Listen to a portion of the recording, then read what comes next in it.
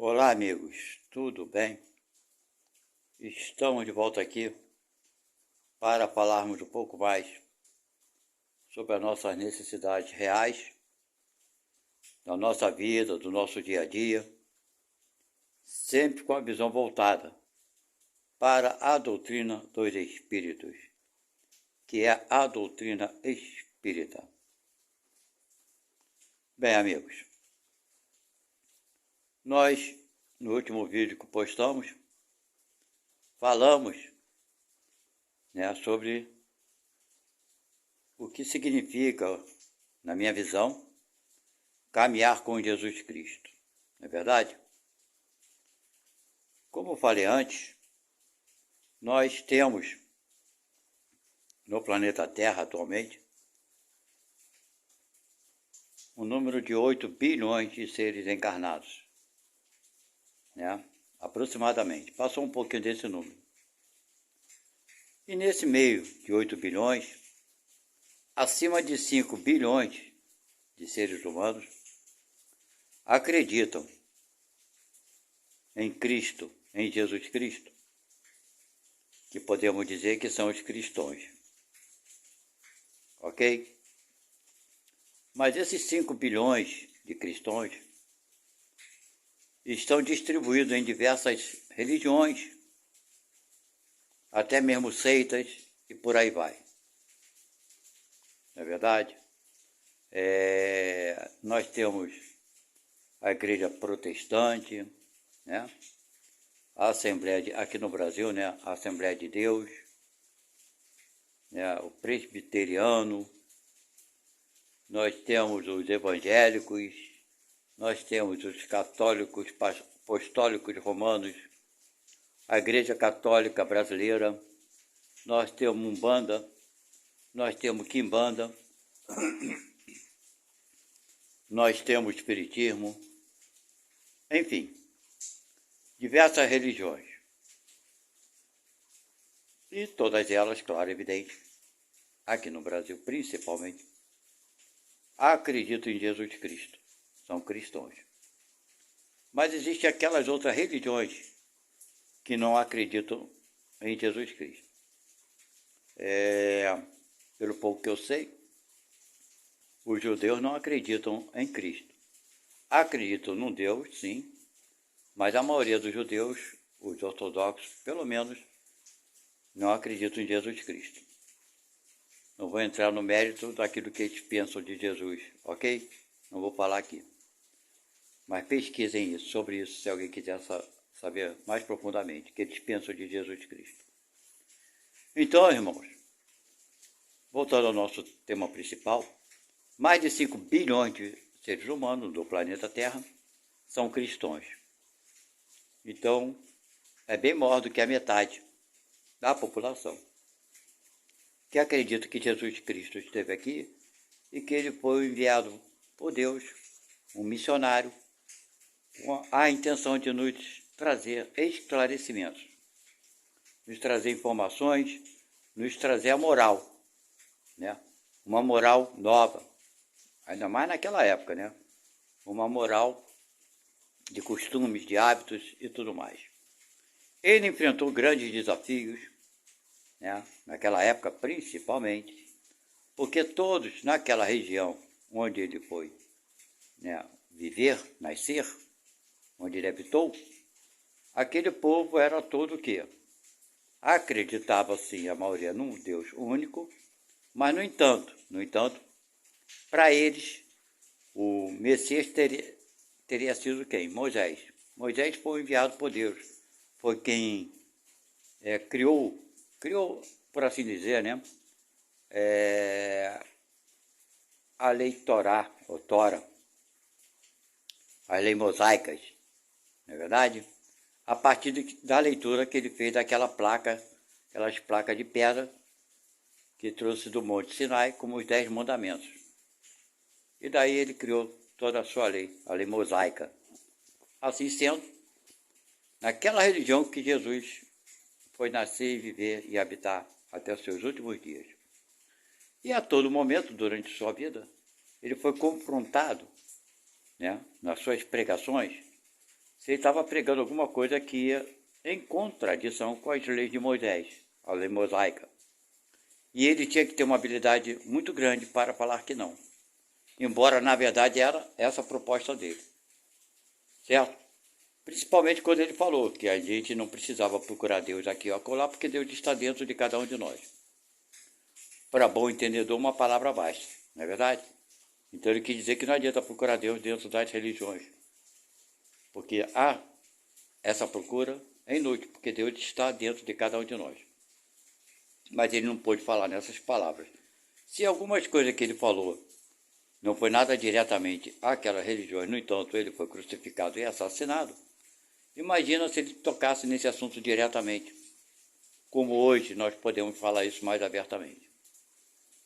Então, ele teve que usar de muita diplomacia para poder fazer com que aquelas mentes, naquela época principalmente, menos esclarecidas, entendessem algumas coisas por parábolas. Por isso ele falou tanto em parábolas, porque as parábolas eram mais bem compreendidas, principalmente por aquele povo.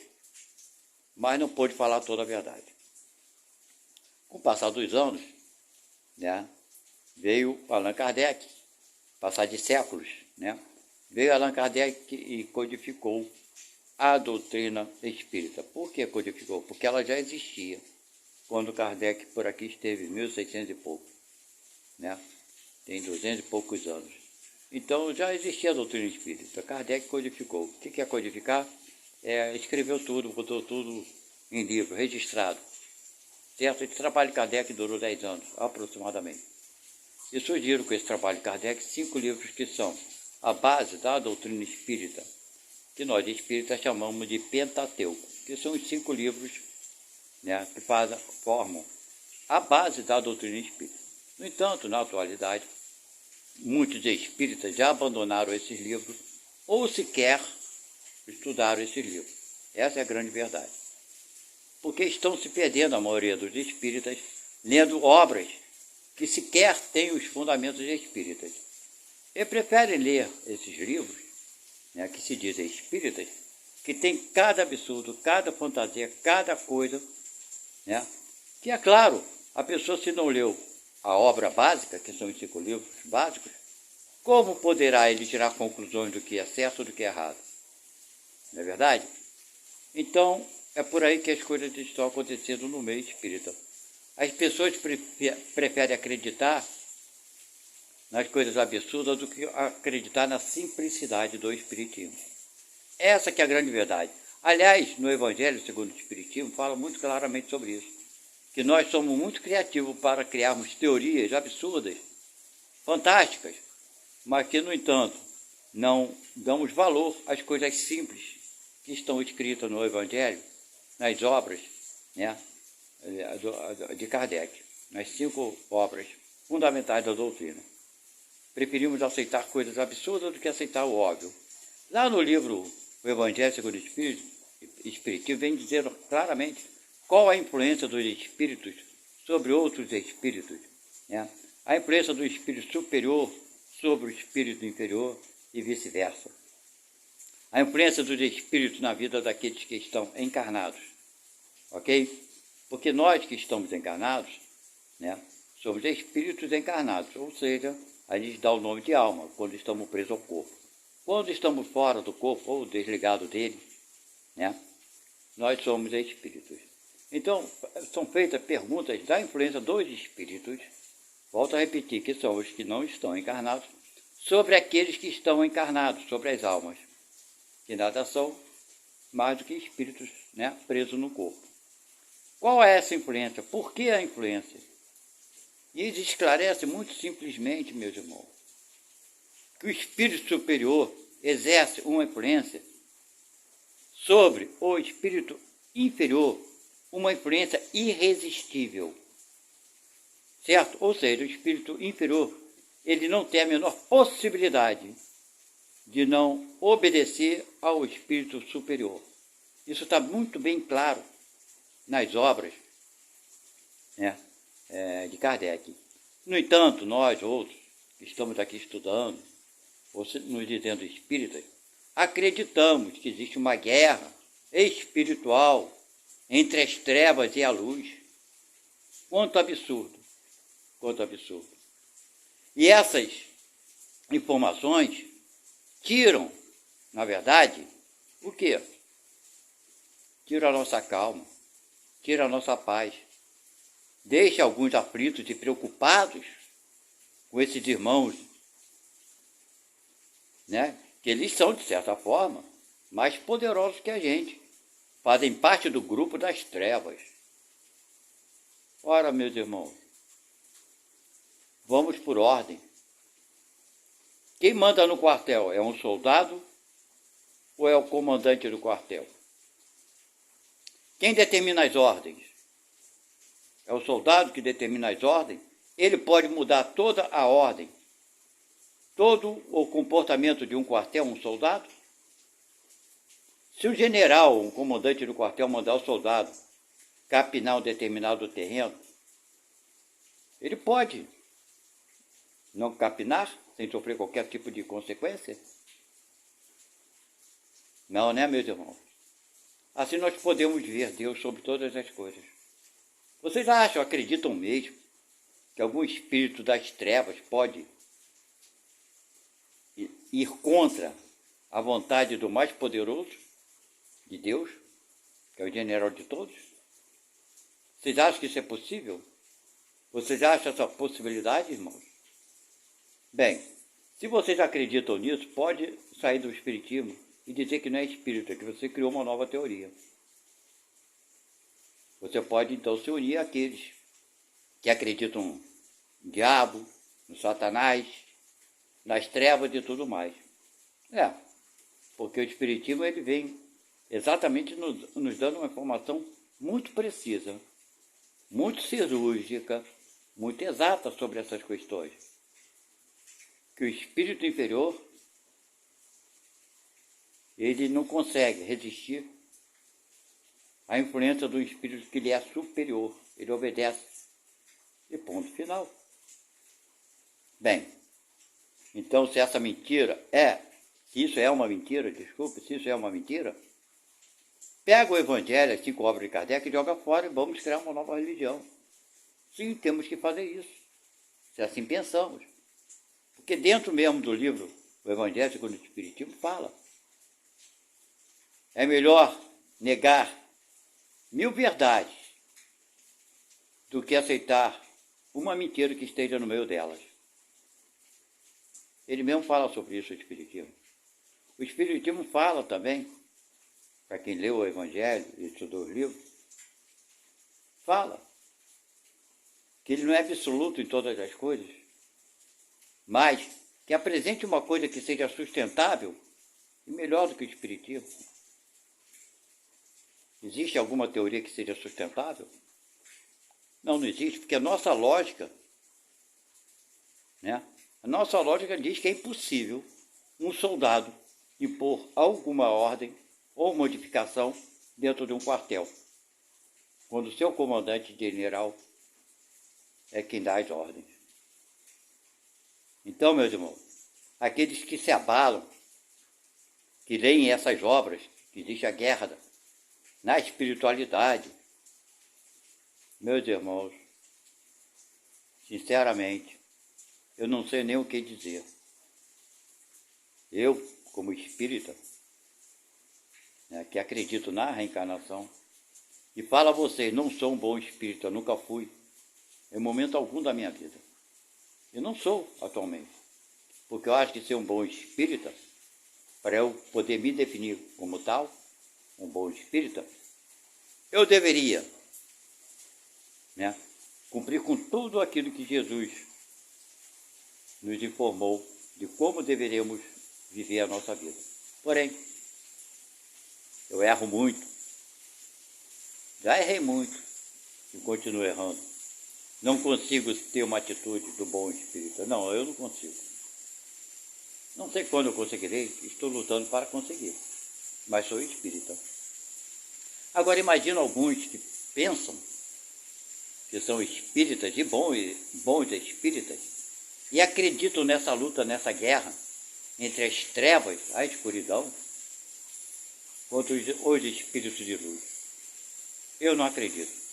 Aliás, para quem é espírita, leia, por favor, as obras de Emmanuel. De todas as obras que eu não li tantas obras não, que eu não gosto muito de leitura, eu sou muito franco. Mas as obras que eu li de André Luiz, para quem é espírita sabe de que eu estou falando, né? O espírito André Luiz mandou, através de Chico Xavier, várias comunicações que acabaram se originando, se eu não me engano, 16 ou 17 obras, livros. O mais famoso é O Nosso Lar, que até virou um filme. Ok? Então, se vocês lerem as obras, todas elas, desse espírito André Luiz, se vocês lerem as obras de Emmanuel, também o espírito que acompanhou Chico Xavier, durante a caminhada de Chico Xavier aqui na Terra, ele foi, se eu não me engano, o guia espiritual de Chico Xavier, se eu não me engano não, ele foi. Nós vamos ver nas palavras, nas informações que eles trazem, coisas muito simples e esclarecedoras. Não tem fantasia. Elas, essas obras, tanto de Emmanuel, tanto quanto de André Luiz, elas têm consistência porque elas são coerentes com tudo aquilo que está escrito nas 5 obras, né, da doutrina espírita. Elas não se contradizem. Nós vemos no trecho que Emmanuel fala sobre, né, esse problema que existe no planeta Terra, não é da agora não, dessa luta que travamos entre nós e os nossos adversários. Mas quem está com a razão, nós ou nossos adversários? Aí nós vamos sempre dizer que nossos adversários são obsessores, não é verdade? Como se nós fôssemos bonzinhos e santinhos. Como então não houvesse justiça de Deus? Porque nós somos sempre vítimas. Ah, porque o presidente ferrou com a gente, o presidente é filho disso, filho daquilo. A gente xinga. Somos vítimas do presidente. Somos vítimas do ladrão da rua, do assaltante. Somos vítimas, somos coitadinhos. Espera aí. O Evangelho nos informa que aqui se fez, aqui se paga. Ou estou enganado? Será que estou enganado? Será que os presidentes que tiveram aqui no Brasil, que passaram, ou que passarão ainda no futuro, nós somos vítimas desses presidentes bandidos, maus? Ah, coitadinho de nós. Vamos lutar, vamos pegar a espada, vamos para a rua, matar os nossos adversários. Olha, somos espíritas aí. Quanta compreensão nós temos? Será que temos compreensão? É, meus irmãos, é muito irônico. É muito irônico. Mas, numa parte que toca a esse assunto, Emmanuel fala bem claramente, em palavras bem simples, singelas, coerentes, palavras tranquilas, sem exagero algum. E fala assim para a gente, quanto aqueles irmãos que querem ainda permanecer, porque sim, existe aqueles que querem permanecer, né, nas suas investidas, para evitar que outros progridam. Existem alguns, sim, existem. Mas não com essa força que muitos querem dar a eles. Mas Emmanuel fala o seguinte, não precisamos, nós, né, buscarmos, sabermos quem são eles, aqueles que lutam para nos prejudicar, para impedir a nossa evolução. Porque eles já contam com milhares de pessoas a lhes perseguirem. E eles serão confrontados no tempo e no espaço pelas forças coercitivas do universo e serão impedidos de continuarem com as suas investidas. Então nós estamos vendo, meus irmãos, que essas coisas, essas preocupações que querem nos dar para ficarmos amedrontados com as forças das trevas, que o planeta vai ser isso, vai ser aquilo, Isso só vai atingir aqueles que não acreditam em Deus. Não é verdade? Que existe a força coercitiva do universo. Né? Por que isso? Porque Deus é o Criador do universo. Existem regras, existem leis. Ninguém pode fazer o outro sofrer. Esse poder ninguém tem. O único que tem o poder de fazer alguém sofrer é Deus. E Deus não faz isso. Ora, bolas. Se o Criador do universo, que é o único que tem esse poder, não faz, quem outro poderia fazer alguma coisa contra a gente?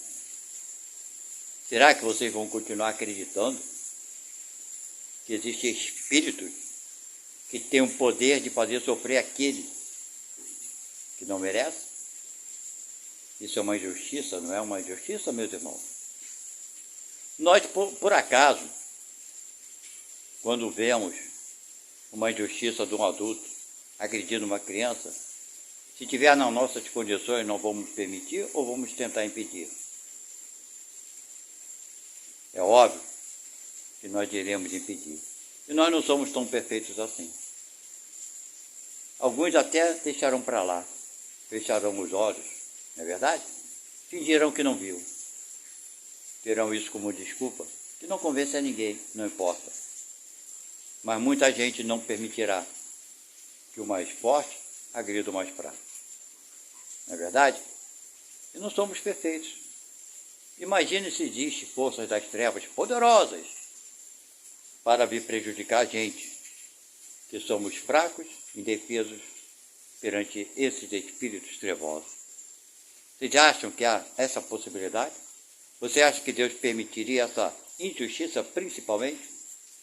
Meus irmãos, vamos pensar primeiro numa palavra que é muito importante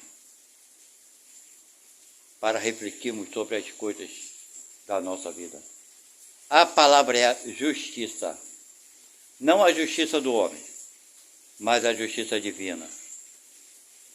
Tudo que ocorre no universo ocorre com justiça divina.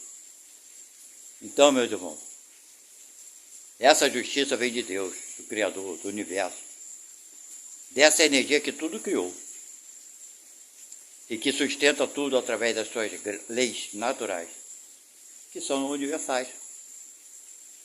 Essas leis atingem a todo o universo.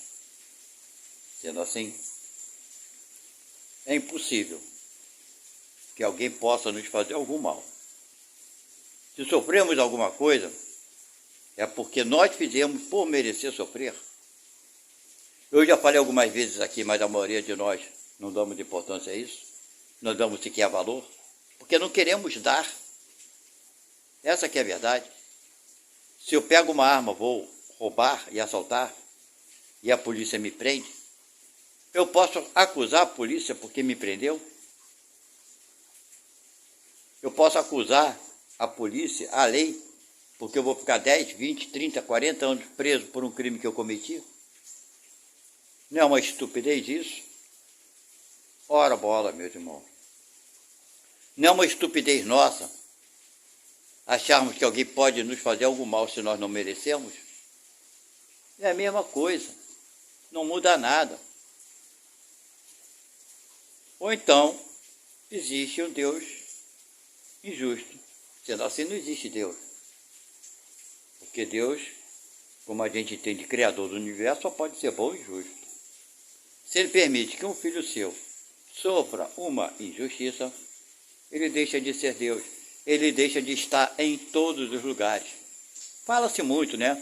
Que uma folha, ao cair, não existe uma folha que caia que Deus não saiba. Bacana, né? Muito bonito a gente falar isso e repetir. Que frase linda. Uma folha, meu Deus, como Deus é poderoso. Uma folha, se cair, Deus sabe. Mas quando alguém faz uma injustiça comigo, Deus não sabe. Quanto absurdo, quanta hipocrisia nossa. Somos a maioria hipócritas. Falamos muito, mas não utilizamos nem aquilo que falamos. Pregamos muito, mas Não colocamos em nossas vidas aquilo que pregamos.